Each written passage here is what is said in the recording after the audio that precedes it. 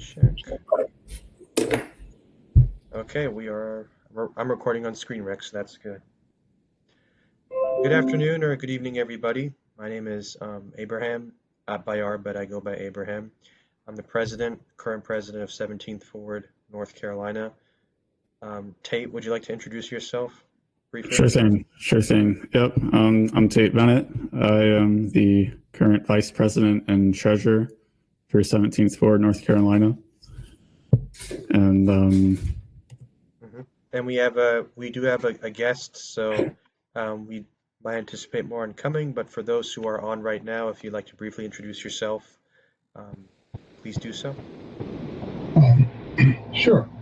But I was going to just be a listener today and enjoy hearing you break down the history of slavery in North Carolina. I'm Max Parthas, National Campaign Coordinator for the Abolish Slavery National Network, and I'm sitting here listening from the Paul Company Abolitionist Center in Sumter, South Carolina. Awesome. And looks like we have another guest that joined. Would you like to introduce yourself?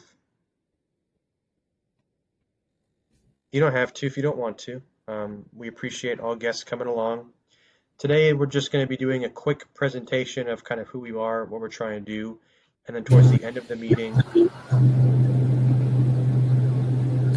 My name is Janice, and I will do whatever I have to do to bring equality.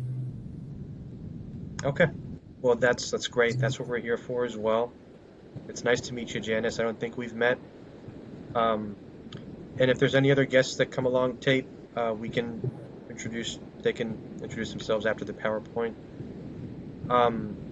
If everybody will just mute their microphones because we're hearing a lot of background noise, and then you can unmute when you want to speak or say something.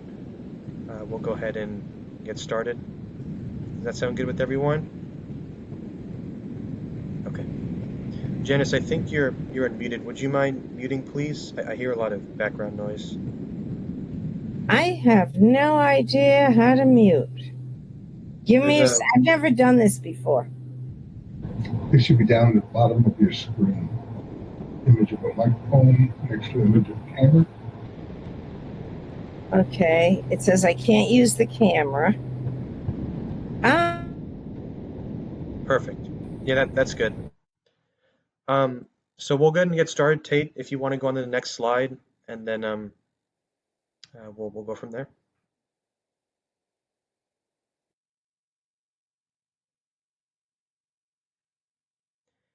So today's meeting was not sponsored, but we want to thank the Abolish Slavery National Network. One of our guests, Max, today, he is the Director of Operations there, and his whole ASNN team, to include Isabel Kennan, Dennis Febo, Jamelia Lands, and everybody else at the ASNN. You can find out more about them and what they do at their website, abolishslavery.us. Next slide, please.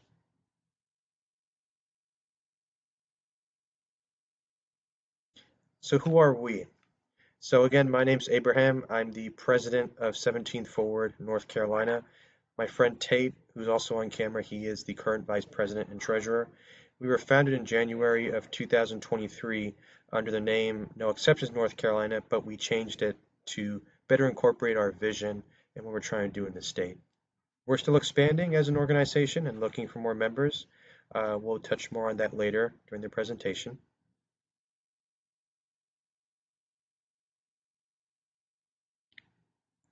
So our mission is very simple. I know there's a lot of text in there, but I want to summarize it. Our goal is simple as an organization. The reason why we have 17th in our organization's name is we're trying to move forward with Article 1, Section 17 of our state's constitution. It currently allows involuntary servitude, or slavery, basically, as punishment for a crime.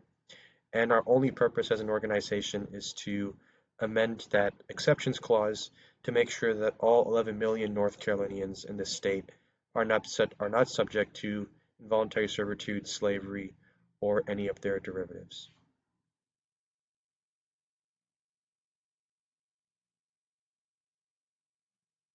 So there's many reasons to join us.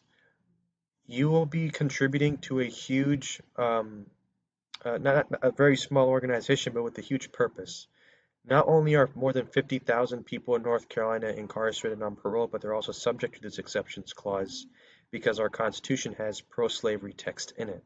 Now, a lot of people don't know this. That's why we, as an NPO, are trying to expand and really do outreach educational events to inform the public about what we're trying to do to make sure that all people, not just those incarcerated and on parole, all 11 million North Carolinians, are safe and protected from their state constitution from these perils of both involuntary servitude, slavery, and any of their derivatives.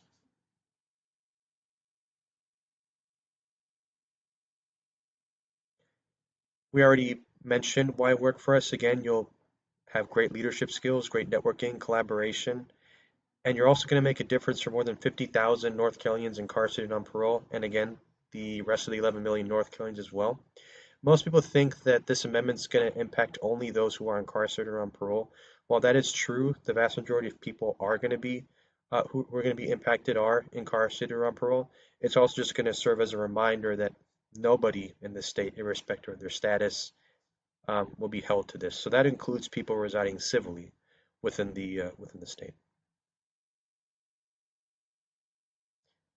So a lot of people don't know really where this exceptions clause came from in our state's constitution. The oldest one we have is our 1868 North Carolina Constitution. That was the first one that actually had pro-slavery and pro-involuntary servitude text. The first bullet point you're seeing there in red is actually a text from the U.S. Federal Amendment, the 13th Amendment, which still allows slavery and involuntary servitude as punishment for crime. Now, North Carolina is a little bit different because in 1971, our Constitution abolished slavery, but still allowed involuntary servitude as an exception. Now, we as an organization are trying to prove that involuntary servitude is no different than slavery. It's the same thing, and we're just trying to make sure that our state is making sure that the remaining half of the state's constitution has no exception to involuntary servitude. In other words, it's good that we abolish slavery, but we also want to make sure any derivatives of slavery, to include involuntary servitude, are also abolished from our state's constitution.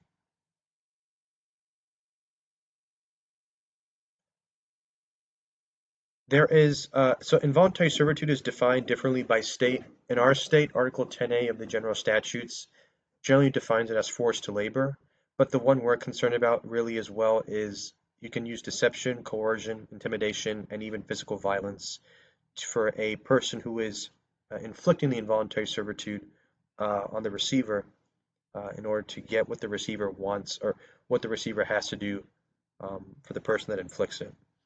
So this is obviously basically threatening someone physically, legally, emotionally, mentally.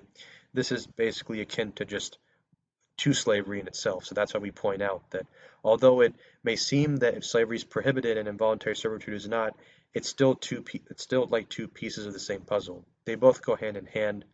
Involuntary servitude is more of the economic application of slavery, while slavery is a very generic thing. It incorporates just the ownership of someone.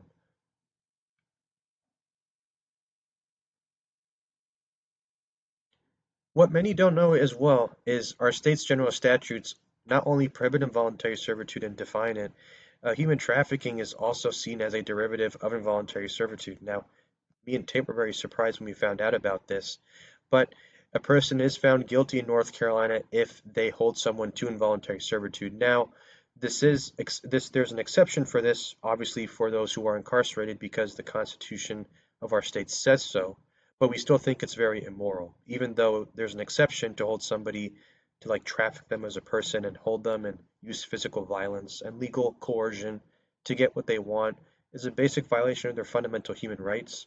And that's why we as an organization kind of started up to make sure that nobody in our state should be held to these standards. These are subhuman standards that nobody, irrespective of their status, should ever be held to.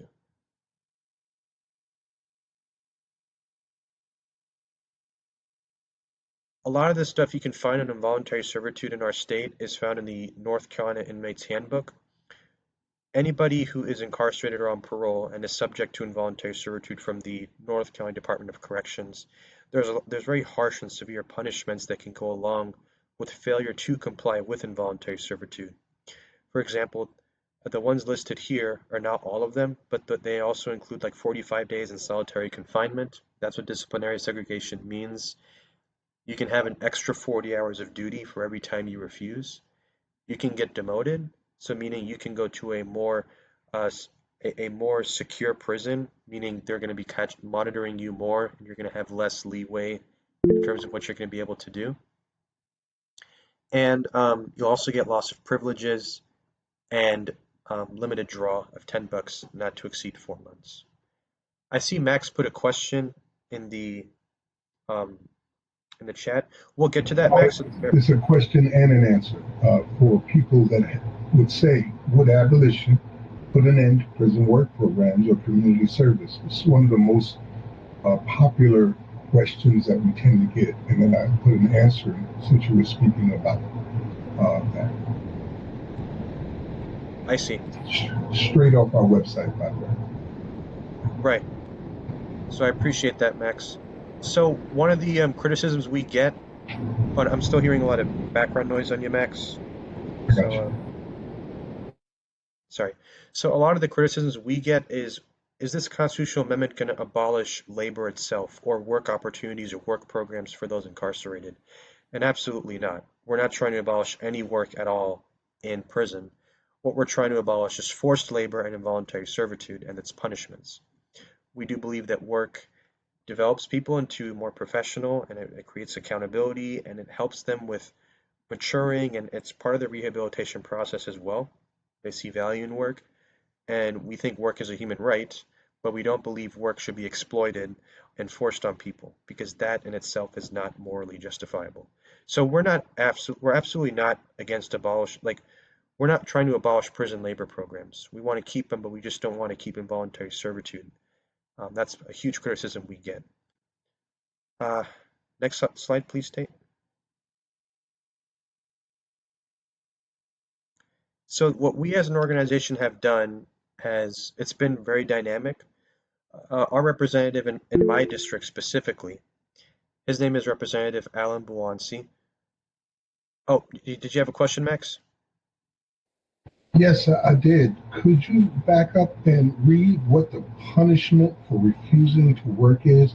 I think that is something people need to know. It's very extreme. For instance, the first part is where you get sent to segregation, which is the hole, which is solitary confinement, which is torture.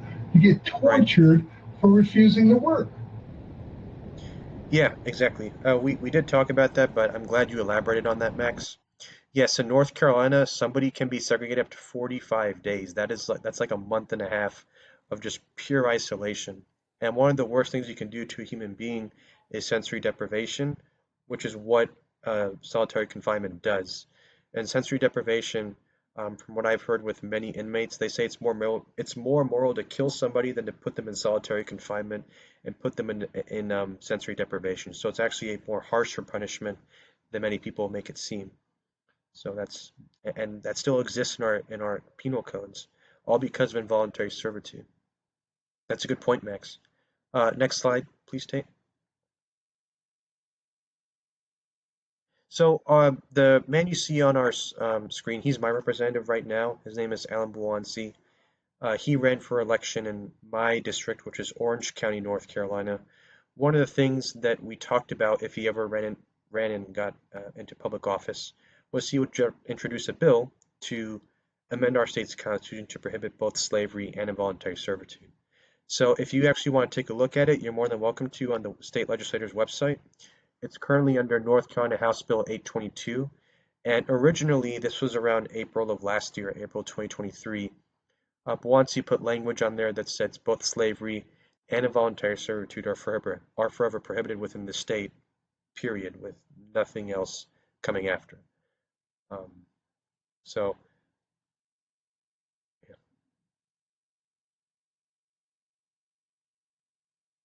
But because of that, there was some additional caveats. We were trying to get Republicans in our state to support the bill. We need Republican support anyways, in order for this to get on the ballot in the state. So what we ended up doing was we ended up putting extra language in there Well, the first thing was Republicans didn't really support the bill anyways after you put the language. But if you take a look at that second sentence in red, nothing in the section shall prohibit an inmate from working when the inmate has been duly convicted of a crime. And you also look at the ballot question, where it's a constitutional amendment that prohibits both slavery and involuntary servitude, but the work performed by inmates doesn't fall within the prohibition. That's basically creating a that's basically rewording we're trying to do with our exceptions clause. So we really wouldn't have gotten anywhere far. So we reached out to our legislator, and he found out that about the mistake there. He's going to reintroduce the bill this coming year, 2025, in the longer session, and he's going to take away that second sentence and just keep it simple with the initial bill he originally used to file.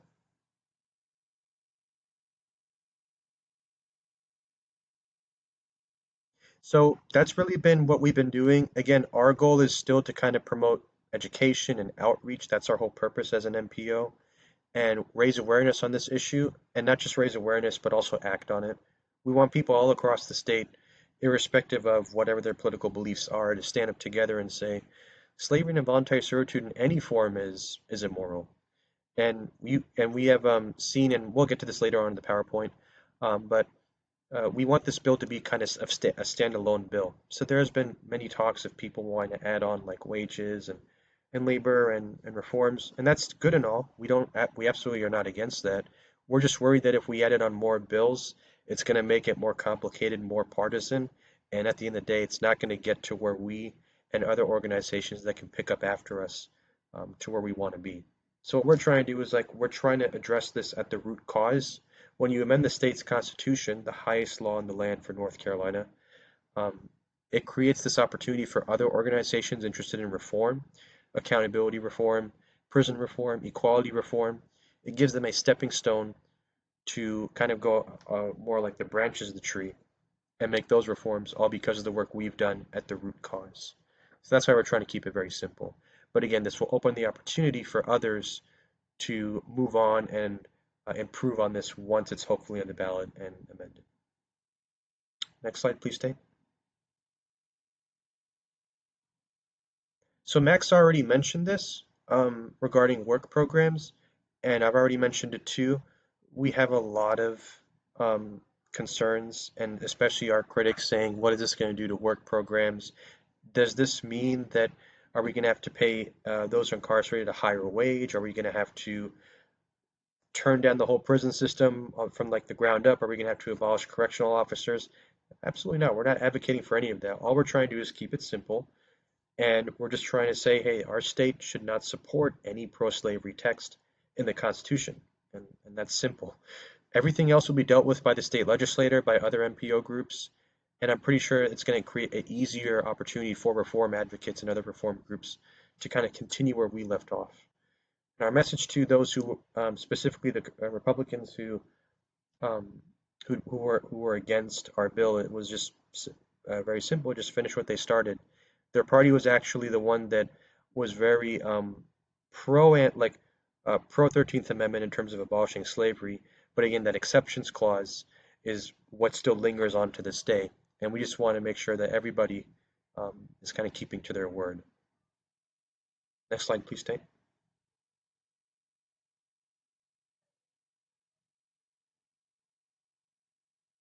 So this is what I was briefly talking about. Many critics of ours are going to say, well, why should we do it? Why should North Carolina do it? You're actually going to see on this map, the states in blue are states that have actually abolished slavery and involuntary servitude with all exceptions in their state constitutions these past couple of election cycles. The ones in green are states that are going to be in the ballot this year, and I forgot to include California on here because California is also going to be in the ballot this year. But you can see that we have states like Tennessee and Alabama who have a historic legacy of slavery and involuntary servitude, and them taking the advantage to take that out of their state constitutions, and even more liberal states like Vermont and Oregon, and even more swing states like Colorado, Nevada as well this year. You can see like this is really a nonpartisan issue. So as we are kind of moving along, you're seeing more and more states from the most red conservative to the most blue liberal and everything in between. They're all taking initiatives within their state legislators and their state MPOs to abolish slavery and involuntary servitude. Next slide, please, Tate.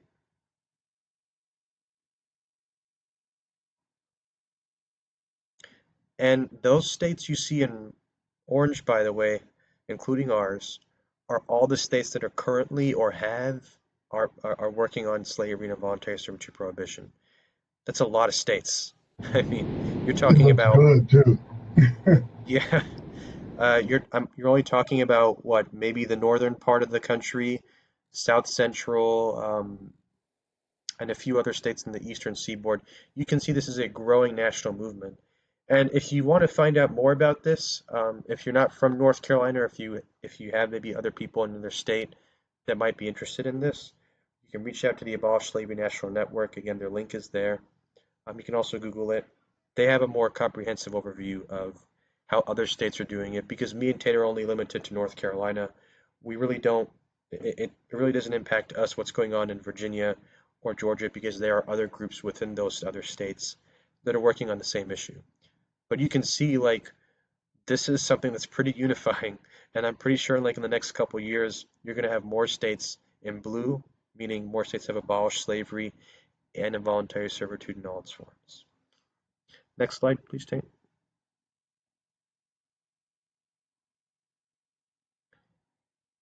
So if you want to find out more, and this is more at the federal level, there is actually a federal amendment to the 13th Amendment's exceptions clause in the U.S. Constitution. Um, and you can find that on Congress's website. Our goal is pretty simple. We are kind of one out of the other number of states that's trying to get on board with abolishing slavery and involuntary servitude. The ultimate goal here is actually to change the federal constitution as well. Now, in the US, you can change it to either two ways. Either Congress approves a bill of 2/3 and you get 3/4 of the states to ratify, or what me and other states are trying to do is you can have states call a constitutional convention. That's never happened in the history of the US, but states can call a constitutional convention by a 2/3 majority, and then you would need 3/4 of those states approving um, whatever bills are in that convention as a constitutional amendment. So we're trying to work on both ends. Other organizations like Worth Rises are working more at the congressional level, the federal level. Me, Max, and other people were trying to work at the state level, because there's both ways that kind of gets you the same result. So, and if you want to find out more information about that, you can certainly look up those links on the board there. Next, please.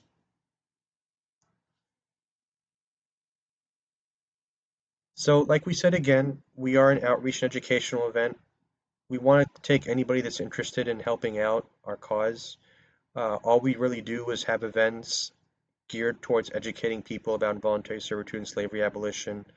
We already have a bill introduced. We're trying to get more support on that bill from legislators, and me and Tate are trying to talk about that as well. But we also want to stress that those who are in this meeting who live in North Carolina, you're also more than welcome to reach out to your representative and see if they're interested in sponsoring that bill that we talked about to prohibit both slavery and involuntary servitude. And the more people we get throughout the state, the more attention it's going to get in the legislature, and people are going to take issue of it more, because it's not only impacting me and Tate that live in maybe two towns, it's impacting everybody across the state. And generally, legislators don't act on things unless they know it's coming from like all over the state. So we're going to need like a whole statewide initiative on this in order for it to be successfully on the ballot. So that's our presentation. If anybody has any comments, concerns, questions, or snide remarks, uh, you're more than welcome to raise your hand, or you can shout it out and we'll respond. But before we do that, Tay, is there another slide after this?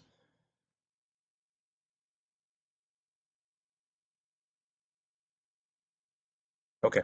So yeah, that's our contact slide. So if you want to get in touch with any of us, you're more than welcome to. Those are our website, that's our email, our YouTube channel. We have a Facebook group. Um, and that's being at the top, that's my email and then Tate's email. We also have non-member assistants or associates like Max, who's here today, and Jamelia. They're not part of our organization, but they work really close with us. So if you want to reach out to them as well regarding slavery or involuntary servitude abolition, you can let them know. But if you want to reach out to me and Tate directly, if you live in North Carolina, please reach out to us. We'd be more than happy to set a time to meet with you and kind of see how we can move forward with this together. So that's our PowerPoint today, Tate. You're more than welcome to close that PowerPoint. You don't have to share your screen anymore. The rest of this meeting is dedicated towards answering any questions people have or any concerns or comments. So for anybody that wants to speak, the floor is yours. You can raise your hand. I see, Max, you have a question? Yeah, I just want to, maybe you can elaborate on it a little bit more. But there's Sure. an issue in North Carolina that it just seems illogical. You only have 10.7 million people as in the state's total population. In comparison, a state like California has nearly 40 million people. California also is the largest incarcerator in the country with about 33 prisons built in the state. North Carolina has 54 prisons built for a population of 10.7 million. Please, enlighten me on why in the hell that is even a thing. I don't know. If you actually look at our Department of Corrections, and anybody can Google this, in North Carolina we have 53 prisons and 100 jails, so one jail for every county. We do have prisons that range from minimum security, so like halfway houses, all the way to maximum security prisons, and most of them are within the metropolitan regions of the state. The one that's closest to where I live, that's a maximum security prison, is actually in downtown Raleigh. It's right next to Pullen Park and Dorothea Dix Park. It's a huge, like, correctional supermax prison. Wake County has a detention center, which is also a prison.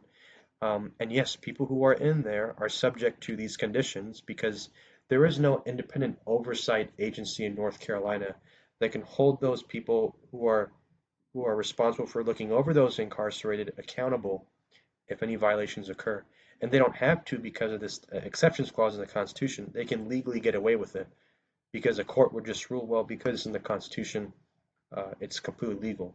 So what me and Taylor again trying to do is change that initiative, change that whole complete narrative, and move things more progressively forward with corrections, rehabilitations, and just human dignity as well, basic human dignity. Um, yes, Max. I, I also want to say thank you to you young men who are leading the way in your state to make this change happen and change the course of history in your state. I appreciate you very much. And as you already know, I look at you guys like superheroes because there's folks like you across the country who are working towards this goal of abolishing slavery for the first time in this country forever. So thank you very much for that. We are one day removed from the 4th of July, where we celebrate this nation's anniversary. But it also should be known that in 1776, at the founding of this country and the Declaration of Independence, declaring we the people, black people were still enslaved and would not even see partial freedom for another 90 years. Right. And even after 1865, when the 13th Amendment was ratified, you still had that exceptions clause. So people who were free civilly, if they were convicted of a crime, they would go back to just being property of the state. Um, so, and even in private prisons, you have that too, right? It's literally the shipping of human bodies and packaging them into other places for just uncontrollable amounts of work. And these guys don't have any working protections. Like there is no OSHA protections for them. There is no, um, what was that one, Tate? Federal, not FATCA, They don't get days off. There yeah, is they don't no get days off. babysitter issues. They don't have holidays off. They don't have commuting issues. You're there and you're ushered right into your work right from there. And Exactly. God forbid you get hurt or lose a parent and you just don't want to work one day, you're subject to torture and fines and fees. And they'll tell you your family can't visit you. It is just crazy. It's hard to conceive that we're in 2024 where these types of punishments for refusing forced labor is even acceptable. It's going to be Right. hard for me to understand why anybody would oppose this and be a pro-slavery advocate. Right. No, you're 100% correct, Max. Also, with that, um, we do get a lot of criticisms, not just from the wage and labor aspect.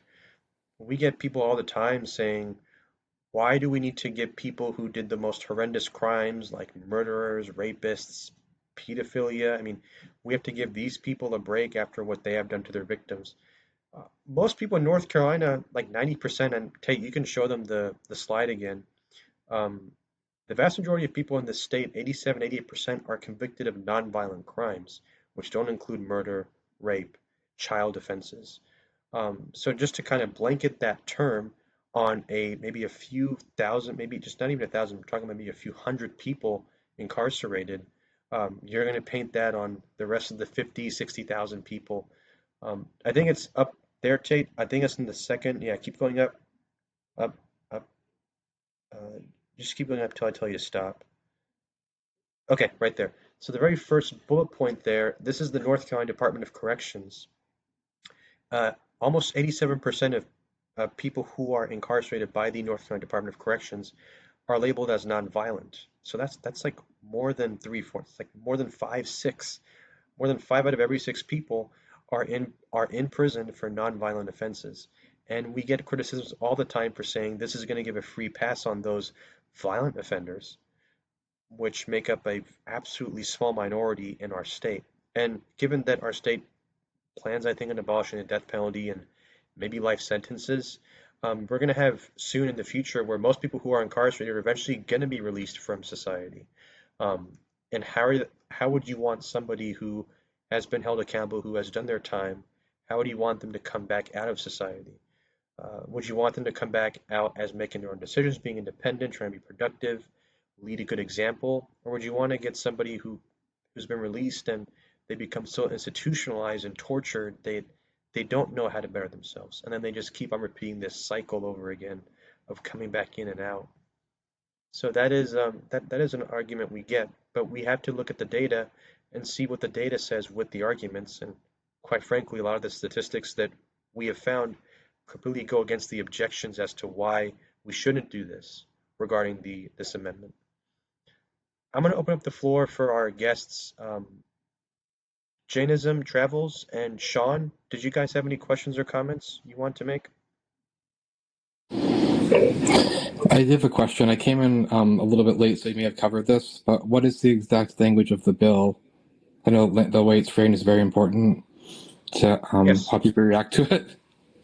Yeah, Tate, if you want to go down there. Yeah, I think it was a little bit more down. Just keep going down. Keep going down, down, down. So, Sean, to answer your question, if you look at the second bullet point, in those quotation marks there, where it starts with slavery and involuntary servitude are forever prohibited, and then the following in red, nothing in this section shall prohibit an inmate from working when the inmate has been duly convicted of a crime. That's actually what's on the current bill right now, if you look up North Carolina House Bill 822. And also the second one is like the ballot question, if this were ever to get on the ballot, and you can see that that same exceptions clause creeping back up again.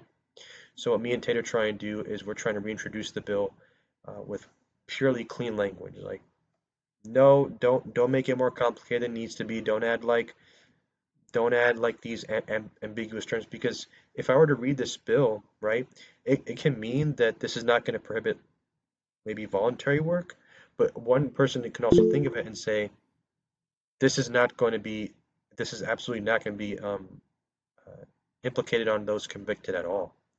So that's why, because of this ambiguity in the language, we want to make it very clear. Did that answer your question, Sean? Yes, thank you. Yeah. Yeah. And there's a link right there in green right below it, Sean. That's the direct link if you want to take a look at the current bill, who's sponsoring it, the files, and etc. Jainism Travels, did you have any comments or questions? I do. It's easier and more economic to use slaves today than it was before the Emancipation Proclamation. Our tax dollars are supporting these people. We're clothing them, we're feeding them crappy food, we're imprisoning them, and then they go out, and the prison or the state gets paid for these people to do slave labor, to be slaves. How can we change that? How can we bring down that? I don't even know what word I'm looking for. How can we bring that down? I mean, like there are many companies that I boycott, and I write to them and I say because of this, because of this. But the fact is, many Levi jeans are made by slaves. Many California wildfires were put out by slaves. And that makes it more profitable for the economy, for the riches. So how do we change that? That's a very good question. Max, I see you raised your hand. Did you want to answer that? Just part of it. Okay. First of all, thank you for being here, Janice. I appreciate you coming to support the young men. But I did want to mention, let's try to use a little different language. When you say they are slaves, there's no such thing as a population called slave. They are enslaved people. It's something being done to them, not who they are. I have struggled with that over the years myself, and I'm trying to stop saying, calling people slaves, because it's not a condition. It's what they're subject to. They're subject to enslavement. They weren't born that way. Somebody turned them into an enslaved person. So I just want to share that with you and anybody else that may be listening. Thank you. Thank you very much. And I will take that to heart, and I will start using that phrase. I will start speaking that way. But this is not only about racism, but it's about capitalism. It's about money. One of the ways that we could stop this would be the Justice is Not for Sale Act that was offered by the senator from Vermont, Bernie Sanders, back in 2015. I was involved with that. And what it would do is to abolish private prisons from the United States forever, giving them 2 years to pack up their stuff and get out.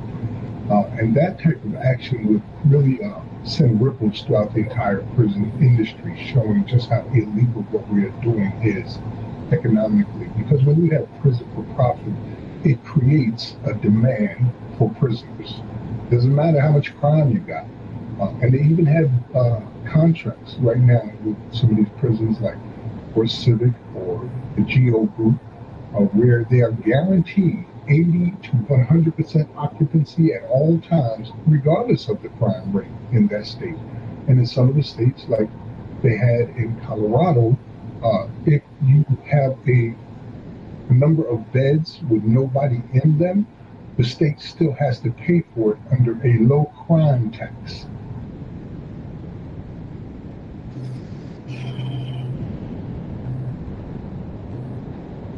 So, to answer some of your questions, Jane, so your question is a very good one, and it's a very systematic question, so it covers a lot of different things. Me and Tate can only do so much to fix it. What we're trying to do is go at the constitutional level.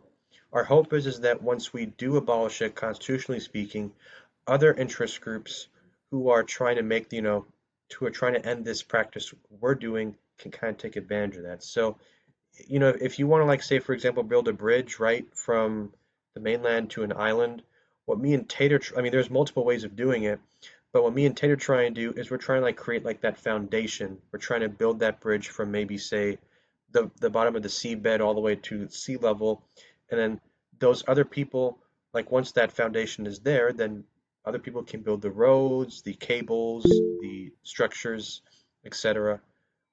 So we're really trying to build that foundation because our worry is that if people were to introduce, like, say, a bill or anything that would be contraindicated to this to the current constitutional text, just based on the constitutional text alone, because it's higher than state law, a court would automatically reject it, saying that, well, we can't do this because involuntary servitude is still legal for those incarcerated. So we're trying to basically pave that out through legislative action, and then allow these other people to come in. and really take initiative of that. I hope that answered your question, but that's just that's really the way me and Tate are trying to handle this, and Max as well, and other people throughout different states. We're all trying to do it at the legislative level, at the highest, basically through the constitutional process, which is the highest law of the land, right? It's not going to make sense to change something that is just going to is not going to work legally speaking if the Constitution is not changed, because that's unconstitutional. Um, I hope that answers your question, Jane. Yes, thank you. Yeah, Tate, I know you. We only got, I think, 9 minutes left. Um, if anybody else has any other questions, you're more than welcome to reach out to me and Tate. I know today's like 4th of July, like the evening before the 4th of July, so I don't want to keep you guys here for too long. We'll post this recording on our YouTube page. So if you had others that you wanted to kind of see, you know, to see this meeting or see what we're about, we also have other videos in our YouTube archive. They're fairly new. Um, Reach out to our, just Google 17th Ward, North Carolina. You can go on our website too, 17fnc.com, and I'll put that in the chat for those who want to take a look at it, 17fnc.com. And you can also see the videos on our archives page. Now, today's public events maybe going to take a couple hours, but once it's up, I'll post it on the website. Our hope is that throughout these, as we have these meetings, we kind of have more and more people coming in. So Jane, I don't know who you are, what you do, but I really do appreciate you coming into our meeting, and Tate does as well. We always welcome new people, and we want to collaborate and work with new people to see what can be done on slavery and involuntary servitude abolition. So we appreciate you coming. And if you have other connections or other people that you might think are of interest, please let us know.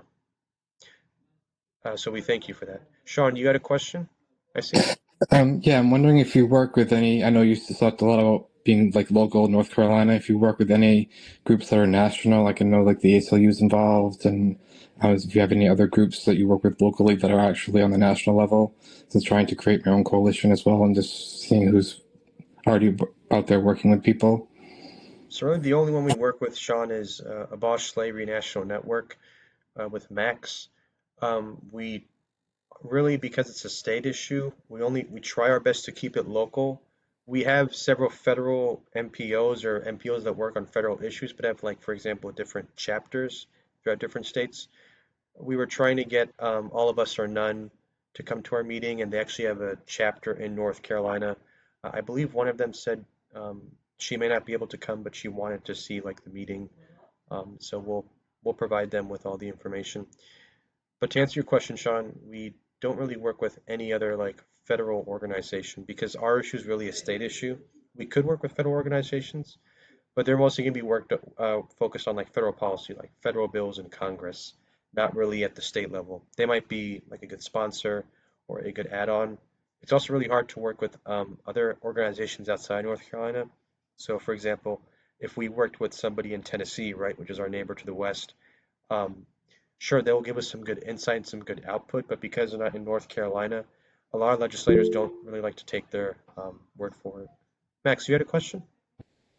Just following up, I think that in the future, as you move nearer to getting your bill submitted and are up for hearings on the bill, you're going to need those organizations who represent not only North Carolina but also national issues in support. Absolutely. Across the country, we have had them come show their support, especially the ACLU, who did an entire essay, 154 pages on the use of slave labor. So they will be critical in the future. I see. So yeah, we'll certainly consider reaching out to those federal organizations. Tate, did you raise your hand? Yes. I guess this is more a question for you, but I believe, if I remember correctly, we've already attempted to reach out to the ACLU previously in North Carolina, but I think there was some sort of issue where they weren't able to get back to us. Oh, yes. Just to verify that for other people that we have indeed been trying to work with, for example, the ACLU. We did try to reach out to them. I think that was through email. So what I can probably do is give them a phone call. Right now, probably not a good time, but maybe sometime this week or next week, I'll just give them a phone call. Because yeah, I think reaching out through email is just very casual. And Max also said they'll help get them on board too, so we appreciate that, Max. Um, as the more the merrier is really what the saying is. Right now, me and Tate are trying to work with getting other legislators on this bill, and specifically Tate's representative, who, as of right now, he's a Republican medical doctor and he's a professor of emergency medicine at East Carolina University. His name is Tim Reeder. So we're really trying to get the healthcare community as well on board with this. Me myself, I'm a nursing student, so I'm trying my best to get other healthcare organizations on board as well. And Tate's a EMT volunteer, and he's a pre-medical student. So we're all trying to work within the healthcare community to get this on board because this is also a public health issue too, and we talk about this all the time in our public health classes.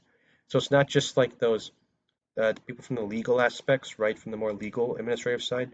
We're trying to get healthcare organizations on board too because people listen to doctors and nurses and what they say, you know. They're not really going to argue with them. So we're trying our best to get those people from those parts of the community involved. I think that's it for now in terms of our meeting. If anybody has any other questions, please let us know. Um, I appreciate everybody coming to our meeting. Tate, did you have anything you want to say before? Just one brief thing about potential, I guess maybe arguments maybe people that we've heard people bring up to us regarding our movement and for abolishing involuntary servitude is I've heard people say, well, what about even the violent offenders, you know, the small amount of people, and we should keep it legal for them. I mean, aside from it being a massive human rights violation, of course, to hold anyone in slavery or involuntary servitude, it's also breaking international law. It's obviously a violation of the UN Declaration of Human Rights.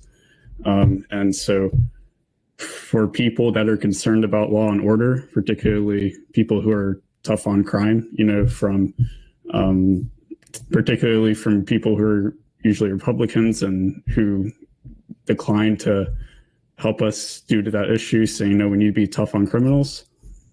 Well, I think that it's also necessary to point out that we need to be following international law because that's part of law and order. If we really care about law and order, then we have to follow international law and stop breaking it.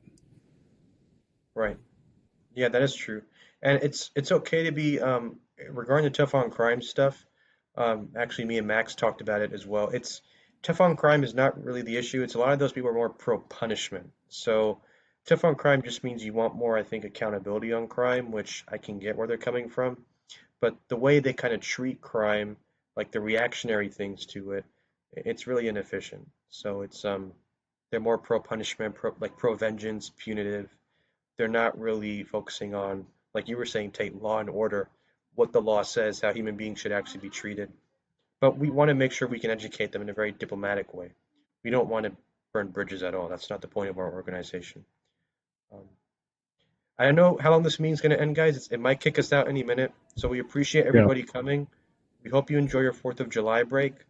And if you have questions, reach out to us. We'll keep everybody updated about our next meeting, okay? Me and Tate really have to plan on having these things outside of like holidays. But we appreciate everybody for coming. Hope you have a good night and take care, okay? Take care. Thank you. Thanks, Joel. Take care. Thanks, guys. Have a great day, guys. Bye. You too. Take care. Take care. We're good, Tate? Good. We're probably going to kick out in like 20 seconds. Okay. I'll stop the and recording. I'll upload it on YouTube. We'll talk soon, Tate, okay? We can talk more tomorrow. I got some stuff to do. Okay. All right. See you. All right. You have a good night. You too. Thanks.